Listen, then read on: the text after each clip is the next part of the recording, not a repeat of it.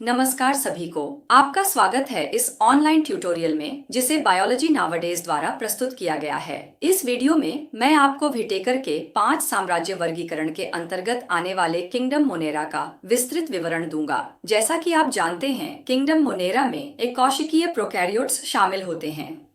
इस साम्राज्य के मुख्य सदस्य बैक्टीरिया हैं। बैक्टीरिया बहुवचन रूप है और बैक्टीरियम एकवचन रूप है। बैक्टीरिया हर जगह पाए जाते हैं। उदाहरण के लिए 1 ग्राम उपजाऊ मिट्टी में लगभग 10 करोड़ बैक्टीरिया होते हैं। बैक्टीरिया की खोज सबसे पहले एंटोनी वैन ल्यूवेनहॉक ने 1675 में की थी। उन्हें सूक्ष्मदर्शी विज्ञान का जनक माना जाता है। लुई पाश्चर ने बैक्टीरिया के विज्ञान, जिसे बैक्टीरियोलॉजी कहा जाता है, की स्थापना की। आकार के आधार पर बैक्टीरिया को 4 समूहों में बांटा जा सकता है। कोकस, जो गोल आकार का बैक्टीरिया है, बेसिलस, जो छड़ी के आकार का बैक्टीरिया है, विब्रियो, जो कॉमा के आकार का बैक्टीरिया है, और स्पाइरिलम, जो सर्पिल आकार का बैक्टीरिया है। कोकस बैक्टीरिया का एक उदाहरण है स्ट्रेप्टोकोकस न्यूमोनिया, जो निमोनिया का कारण बनता है। बैसिलस बैक्टीरिया का एक उदाहरण है बैसिलस एंथ्रेसिस, जो एंथ्रैक्स रोग का कारण बनता है। विब्रियो बैक्टीरिया का एक उदाहरण है विब्रियो कॉलरी, जो कॉलरा का कारण बनता है। स्पाइरिलम बैक्टीरिया का एक उदाहरण है हेलिकोबैक्टर पाइलोरी, जो पेप्टिक अल्सर का कारण बनता है। पोषण के तरीके के आधार पर बैक्टीरिया को ऑन्टोट्रॉफिक और हेटेरोट्रॉफिक में बांटा जा सकता है। ऑन्टोट्रॉफिक बैक्टीरिया अपना भोजन स्वयं बना सकते हैं, जबकि हेटेरोट्रॉफिक बैक्टीरिया अपना भोजन स्वयं नहीं बना सकते, बल्कि वे भोजन के लिए अन्य जीवित जीवों पर निर्भर रहते हैं। ऑन्टोट्रॉफिक बैक्टीरिया को आगे फोटोऑन्टोट्रॉफ और कीमोऑन्टोट्रॉफ में विभाजित किया जा सकता है। फोटोऑन्टोट्रॉफिक बैक्टीरिया, जैसा कि नाम से स्पष्ट है, सूर्य के प्रकाश की सहायता से अपना भोजन स्वयं संश्लेषित करते हैं। कीमोऑन्टोट्रॉफिक बैक्टीरिया, जैसा कि नाम से स्पष्ट है, अपनी ऊर्जा रासायनिक अभिक्रियाओं से प्राप्त करते हैं। हेटेरोट्रॉफिक बैक्टीरिया को परजीवी बैक्टीरिया और सैप्रोफाइटिक बैक्टीरिया में विभाजित किया जा सकता है। परजीवी बैक्टीरिया अन्य पौधों और जानवरों पर या उनके भीतर रहते हैं, जबकि सैप्रोफाइटिक बैक्टीरिया भोजन के लिए मृत जीवों पर निर्भर करते हैं। विटेकर की जीवों की वर्गीकरण प्रणाली में किंगडम मोनेरा को 2 उपसमूहों में विभाजित किया गया है, आर्कीबैक्टीरिया और यूबैक्टीरिया। ग्रीक भाषा में आर्की शब्द का अर्थ है प्राचीन वस्तुएं। यूबैक्टीरिया शब्द का अर्थ है असली बैक्टीरिया। अब आइए उपसमूह आर्कीबैक्टीरिया को विस्तार से देखें। इन बैक्टीरिया की एक विशेषता यह है कि ये अत्यंत कठोर और चरम परिस्थितियों वाले स्थानों में पाए जाते हैं, जहां आमतौर पर कोई अन्य जीवित रूप नहीं मिलता। ऐसे ही एक आवास का उदाहरण है यहां दिखाया गया ज्वालामुखीय गर्म जल स्रोत। चूंकि ये ऐसे स्थानों पर पाए जाते हैं, इन्हें एक्सट्रीमोफाइल्स कहा जाता है, जिसका अर्थ है चरम परिस्थितियों को पसंद करने वाले। तो आर्कीबैक्टीरिया में जरूर कुछ खास बात होती है जो उन्हें इन परिस्थितियों में जीवित रहने योग्य बनाती है, और वह खासियत है उनकी कोशिका भित्ति, जिसमें पॉलीसैकेराइड्स और सतही प्रोटीन या एस लेयर प्रोटीन होते हैं। एस लेयर प्रोटीन उन्हें रासायनिक और भौतिक दोनों तरह की सुरक्षा प्रदान करते हैं। जहां ये पाए जाते हैं, उसके आधार पर आर्कीबैक्टीरिया को 3 समूहों में बांटा जा सकता है, हेलोफाइल्स, मीथेनोजेन्स और थर्मोएसिडोफाइल्स।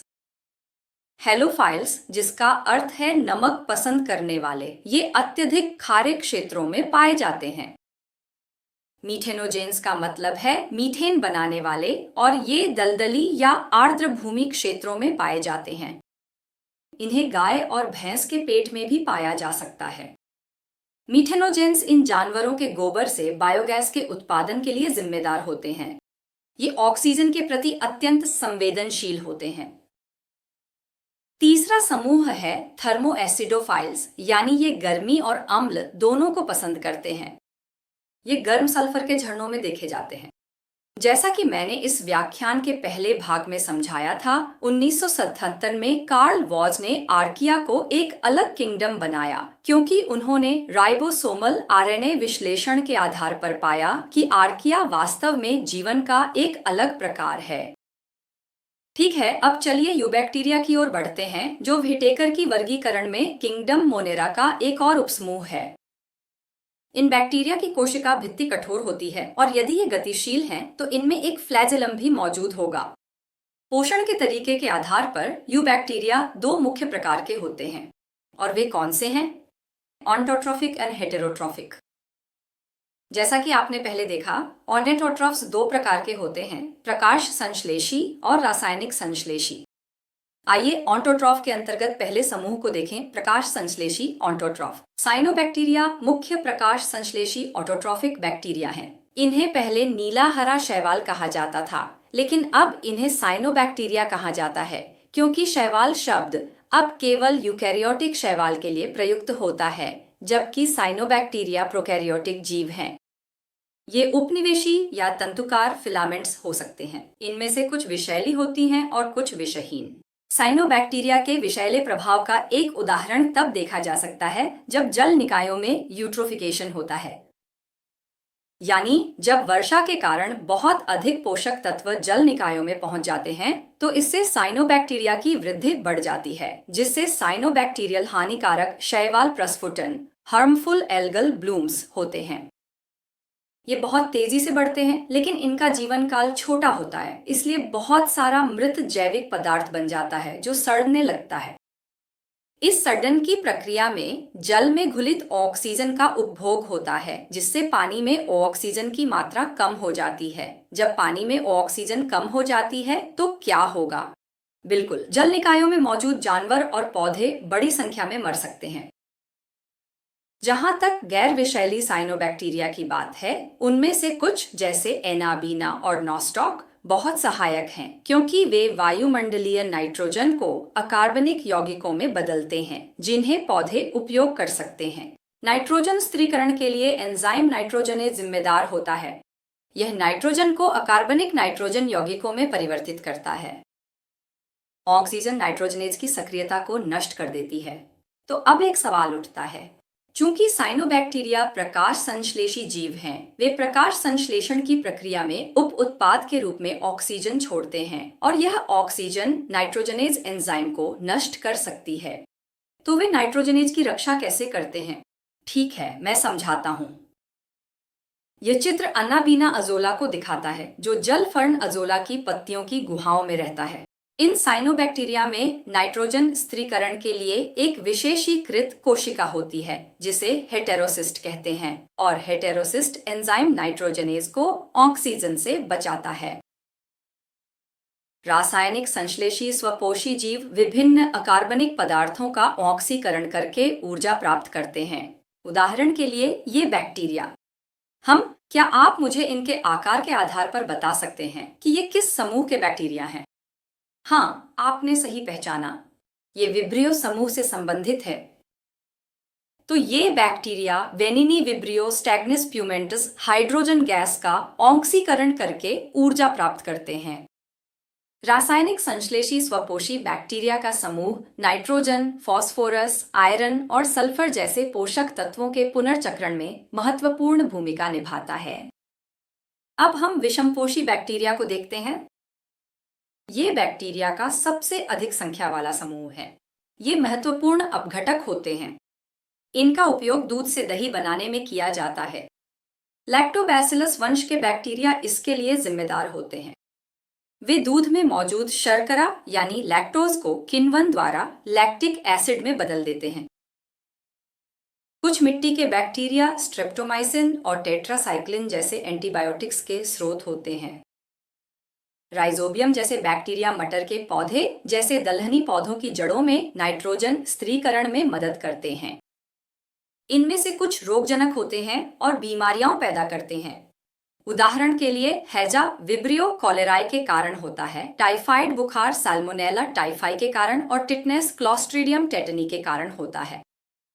पौधों में साइट्रस कैंकर ज़ैंथोमोनास एक्सोनोकॉर्डिस के कारण होता है। ये नींबू, संतरा और चकोतरा जैसे साइट्रस पेड़ों की पत्तियों, तनों और फलों को प्रभावित करते हैं। बैक्टीरिया अलैंगिक और लैंगिक दोनों प्रकार से प्रजनन करते हैं। अलैंगिक प्रजनन में केवल एक ही बैक्टीरिया शामिल होता है, जबकि लैंगिक प्रजनन में दो बैक्टीरिया शामिल होते हैं। अलैंगिक प्रजनन मुख्य रूप से द्विविभाजन बाइनरी फिशन द्वारा होता है। कभी कभी प्रतिकूल परिस्थितियों में एक बैक्टीरिया बीजाणु स्पोर में बदल सकता है। द्विविभाजन में एक बैक्टीरियल कोशिका दो भागों में विभाजित हो जाती है। प्रजनन की दर जीन्स और प्रजाति पर निर्भर करती है। उदाहरण के लिए ईट कोलाई लगभग 20 मिनट में दो भागों में विभाजित हो जाता है। इस दर से वे 40 मिनट में 4 और 1 घंटे के अंत में 8 हो जाते हैं। अगर यह दर पूरे दिन तक जारी रहे तो ई कॉली का एक विशाल समूह बन जाएगा। लेकिन क्या आपने कभी इतना बड़ा ई कॉली का समूह देखा है? आपने शायद नहीं देखा होगा, क्योंकि ऐसा होता ही नहीं है। क्या आप जानते हैं क्यों? जैसे जैसे बैक्टीरिया की संख्या बढ़ती है, उनके बीच भोजन के लिए प्रतिस्पर्धा भी बढ़ जाती है। चयापचय अपशिष्ट जमा हो जाएगा और इससे बैक्टीरियल कोशिकाओं की मृत्यु हो जाती है। बैक्टीरियल स्पोर्स कई प्रतिकूल परिस्थितियों में भी जीवित रह सकते हैं, क्योंकि स्पोर के चारों ओर एक कठोर सुरक्षात्मक आवरण होता है। अनुकूल परिस्थितियों में स्पोर फिर से अंकुरित होकर एक सक्रिय कोशिका बन जाता है। बैक्टीरिया में लैंगिक प्रजनन संयुग्मन कंजुगेशन के माध्यम से होता है। कंजुगेशन वह प्रक्रिया है जिसमें एक डीएनए का टुकड़ा, जिसे प्लाज्मिड कहते हैं, बैक्टीरियल कोशिकाओं के बीच पुल जैसी संरचना, जिसे पिलस कहते हैं, के माध्यम से स्थानांतरित होता है। कंजुगेशन बहुत ही कम होता है। अब आइए देखें कि माइकोप्लाज्मा क्या है। माइकोप्लाज्मा बैक्टीरिया की एक जाति है। वे सामान्य बैक्टीरिया से अलग हैं क्योंकि उनकी कोशिका झिल्ली के चारों ओर कोई कोशिका भित्ति नहीं होती। लेकिन कोशिका भित्ति न होने का एक लाभ भी है, वे कई प्रकार के आकार ले सकते हैं। ऐसे जीव जो विभिन्न आकार ले सकते हैं उन्हें प्लियोमॉर्फिक जीव कहा जाता है। चूंकि उनमें आकार बदलने की यह विशेष क्षमता होती है, इसलिए उन्हें माइक्रोबायोलॉजिकल पार्क के जोकर कहा जाता है। वे सामान्य बैक्टीरिया से छोटे होते हैं। वे ज्ञात सबसे छोटी जीवित कोशिकाएं हैं। वे बिना ऑक्सीजन के भी जीवित रह सकते हैं। इनमें से अधिकांश रोगजनक होते हैं, जो पौधों और जानवरों दोनों में बीमारियां पैदा करते हैं। अब मुझे उम्मीद है कि आपको किंगडम मोनेरा के बारे में अच्छी जानकारी मिल गई होगी। लेकिन निष्कर्ष पर पहुंचने से पहले मैं आपसे एक सवाल पूछना चाहता हूँ। अगर एक दिन सभी बैक्टीरिया पृथ्वी से गायब हो जाए तो क्या यह दुनिया बेहतर होगी? कुछ दिनों के लिए मुझे लगता है कि हम सभी खुश होंगे, क्योंकि बैक्टीरिया से होने वाली कोई बीमारी नहीं होगी। लेकिन कुछ और दिनों या महीनों के बाद मुझे यकीन है कि हम समझने लगेंगे कि बैक्टीरिया हमारे लिए कितने सहायक थे। क्योंकि जो कचरा हम फेंकते हैं वह आज की तरह सड़ नहीं पाएगा, क्योंकि बैक्टीरिया जो मुख्य अपघटक हैं वे मौजूद नहीं होंगे। कोई नाइट्रोजन स्थिरीकरण नहीं होगा और पौधों की वृद्धि प्रभावित होगी। पोषक तत्वों का पुनर्चक्रण भी प्रभावित होगा। विज्ञान और तकनीक शायद हमें कुछ और साल जीने में मदद कर दें, लेकिन अंत में हम भी समाप्त हो जाएंगे। ठीक है, तो उन्हें पृथ्वी पर रहने दें। यही हमारे लिए बेहतर है ना? इस वीडियो के लिए बस इतना ही। इस व्याख्यान के तीसरे भाग में हम अन्य किंगडम्स को विस्तार से देखेंगे। बने रहिए।